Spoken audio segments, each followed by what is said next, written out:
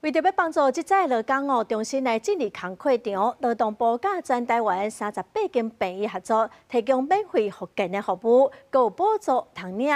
劳动部嘛，甲一寡重伤的个案复健的过程去做纪录片，咱嘛做伙来了解。骨盆规个离位，肋骨嘛长啊8支啊9支。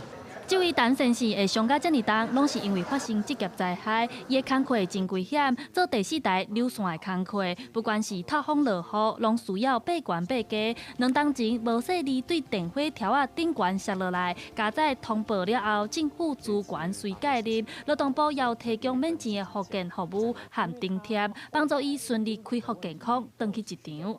我原本唔知影讲。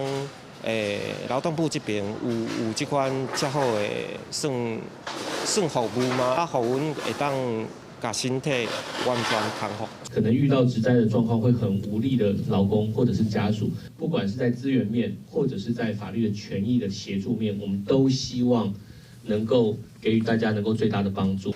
这届劳动部嘛，甲陈先生的故事拍做纪录片，希望会当互劳工朋友了解，发生职业伤害，唔那是干那会当找雇主，政府嘛会当提供相关的服务。只要去劳动部的职灾通报系统登记，劳动部会当随进行协助。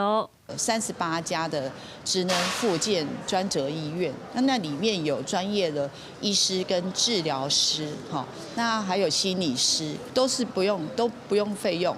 劳动部表示，目前全台拢总有38间的病院有提供免钱的复健服务。复健期间每届拢会当领570块的津贴。劳动部也讲，有当时无一定是重大的伤害，亲像做面包的师傅，伊做久啊手也会酸痛，会无力，这也算是职业灾害一种。这嘛会当向劳动部来通报，运用政府的服务资源，互政府照顾劳工的健康。记者陈亚轩、王志光台北报道。